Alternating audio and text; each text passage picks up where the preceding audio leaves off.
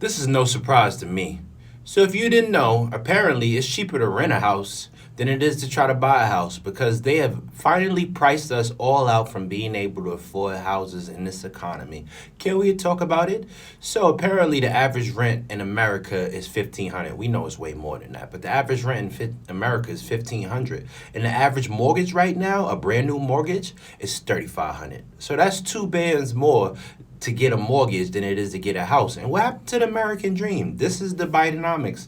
We live in so comfortably. This is inflation. This is Bidenomics, and this is everything going on that people. It's double, damn near triple to get a regular house. So you're gonna be renting for your whole life. We never gonna own anything, and that's what they want. If you didn't know, BlackRock and a few other asset managers, they consolidated and decided to buy up all the houses in America. Majority of single family houses, they bought up a majority of them, and they owned by these asset management companies and these REITs, which is a real estate investment trust. They own all of these properties that are just sitting empty, and they just holding on them, and they make the value appreciate on all these properties all over America. So now average citizens like you and me can't afford a property, and it's cheaper to rent. They really want us to be a society of renters. They want us to rent everything, Uber everywhere, and just follow their demands. And this is absolutely insane that our parents and our grandparents was able to afford houses for the low, go to college for the low, debt free, and was able to on regular jobs. Meanwhile, wages is not going up. Inflation is killing the wages that we have already.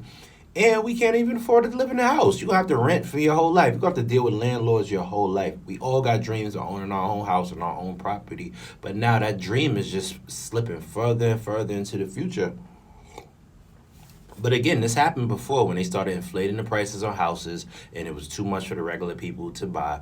You know what happened next? The mortgage collapse, the economy collapsed, and real estate prices going to go all the way down because who's going to rent these houses? Millennials and Gen Z and Gen Alpha, we're not going to be able to rent no houses. So who's going to live in these houses? Because boomers and our parents and our grandparents, they all getting older or passed away already. So who's going to live in these houses? You're going to have a generation that's not going to live in these houses. And these hedge funds and these asset management companies, they should understand what's coming. These prices are going to have to go down. It's going to be a correction because these prices is way too high to afford houses that we should be able to afford. It should be cheaper to get a mortgage and own your own house than it is to rent. It used to be like that. It used to be like, yo, you could just rent for a while in a major city and then go live in a suburb somewhere, but you can't even do that. So it's messed up.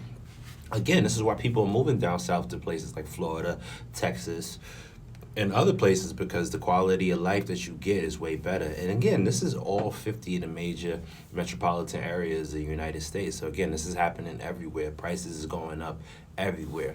Nashville, Ohio, and a bunch of other places that it shouldn't be going up. But again, this is what happened when you got greedy landowners and then you just got inflation. You got everything going up. People are going to charge more. People still on COVID time. And that's the thing that we all got to just accept that people still on COVID time when everybody was printing money every week. We had PPP, PP5s, we had unemployment, we had a bunch of money, and people still on demon time thinking that all this money is getting printed and people got all this money and it's going to have to be a course correction. We already seeing it.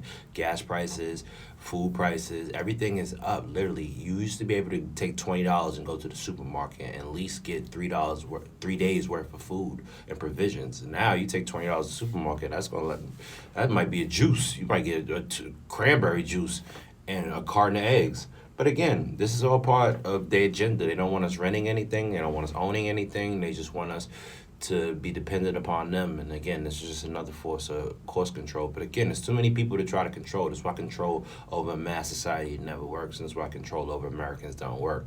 Because when the prices is too high, people are just not going to pay it. People are just not going to rent.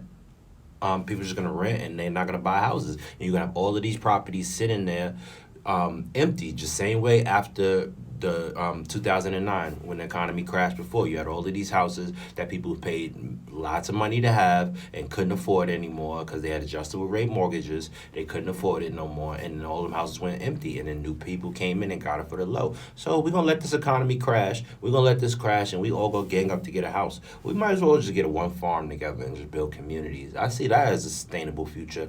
Us building farmland and getting communities and a bunch of other stuff. Can we talk about it though?